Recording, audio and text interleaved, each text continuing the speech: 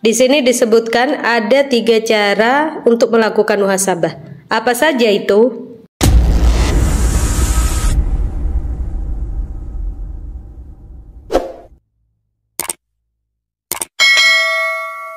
Bismillahirrahmanirrahim. Kata Rasulullah SAW, hasibu anfusakum qabla an tuhasabu. Hisablah diri kalian sebelum kalian dihisab. Ini salah satu dalil pentingnya kita bermuhasabah, kita menghisab diri kita mengkoreksi diri kita, apa yang salah daripada kita, apa yang harus kita perbaiki. Dengan kita bermuhasabah, kita akan menyadari apa kesalahan kita. Dan dengan begitu kita akan memperbaiki apa yang salah daripada diri kita. Maka bagaimana caranya kita supaya bisa bermuhasabah, bisa mengkoreksi diri sendiri? Di sini ada 3 cara supaya kita bisa bermuhasabah, melakukan muhasabah. Yang pertama, membatasi diri, yakni menyendiri dengan bermuhasabah, memikirkan apa yang salah daripada kita, apa yang perlu kita taubatkan.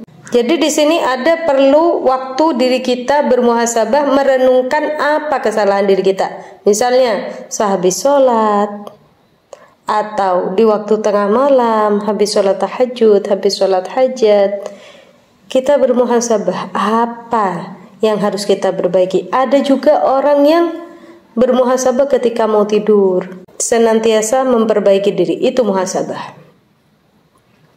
Dan yang kedua yang bisa kita lakukan untuk mendukung muhasabahnya kita, yaitu berkumpul dengan orang-orang yang soleh. Salah satu nikmat yang Allah berikan sama kita adalah dikelilingi oleh sahabat yang baik, dikelilingi oleh sahabat yang soleh, atau bagi kita perempuan dikelilingi oleh sahabat yang solehah. Mereka senantiasa mengingatkan dan menasehati kita atas segala kesalahan kita, dosa-dosa kita. Itu adalah teman yang baik. Jangan ditinggalkan teman seperti itu. Maka apabila circle pertemanan kita itu merupakan pertemanan yang bisa menjerumuskan kita dalam hal-hal yang tidak baik, melakukan dosa, melakukan maksiat yang tidak diridhai oleh Allah Subhanahu wa taala, maka hindari orang yang seperti itu. Contoh kecil aja. Terkadang kita mendapati orang yang suka ngomongin orang lain, yang suka ngegibah, suka menjelekkan orang lain, membuka aib orang lain. Nah, orang yang seperti ini sebisa mungkin kita hindari. Berteman, tetap berteman, bukan memutuskan silaturahmi. Berteman, tetap berteman, kita tetap menjaga pertemanan kita. Akan tetapi kurangi waktu kumpul sama orang yang seperti itu. Karena orang yang seperti itu akan membuat diri kita tertarik, membuat diri kita ditarik untuk melakukan hal yang sama. Walhasil, bahkan dikatakan kalau udah kumpul 40 hari bakal menjadi orang yang sama. Jadi kalau kita kumpulnya sama orang gibah, suka ngegibah, kita pun akan tertular menjadi orang yang suka gibah. Naudzubillah. Maka daripada itu pentingnya teman yang soleh.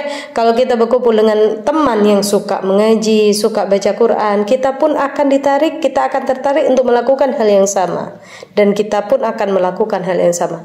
Kita berteman dengan teman yang suka ke majelis ilmu, kita pun akan melakukan hal yang sama.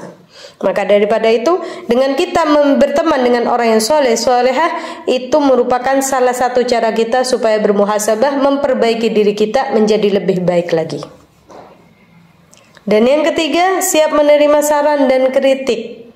Saran daripada teman kita, atau guru kita, atau orang tua kita, atau saudara kita. Siapa yang menyarankan, memberi saran kepada kita, kritik atas segala kesalahan kita, ayo diterima, ayo ditampung. Kalau kita merasa diri kita selalu benar, kita tidak mendengarkan saran dan kritik orang lain, maka di situ terdapat sifat sombong dalam diri kita. Naudzubillah min dzalik. Jadi sombong itu bukan sesuatu yang hanya berkaitan dengan harta. Akan tetapi ketika diri kita merasa lebih baik daripada orang lain, itu pun merupakan sifat yang sombong. Naudzubillah. Jadi ditampung. Ada saran, ada kritik dari teman kita, orang tua kita, saudara kita, guru kita. Mereka memberi saran kepada kita, mereka memberi kritik kepada kita karena mereka sayang sama kita. Maka yang seperti itu, saran yang baik, kritik yang baik, ayo diterima. Kita bermuhasabah, kita perbaiki diri kita sendiri. Jadi ingat kata Rasulullah, hasibu anfusakum qabla an tuhasabu. Hisablah diri kalian sebelum kalian dihisab. Sebelum kita dihisab nanti di yaumil qiyamah, ayo kita hisab diri kita sendiri, kita perbaiki diri kita taubat sama Allah. Kalau salah sama orang, kita minta maaf sama orang. Wallahu a'lam bishawab. Semoga bermanfaat bagi semuanya. Assalamualaikum warahmatullahi wabarakatuh.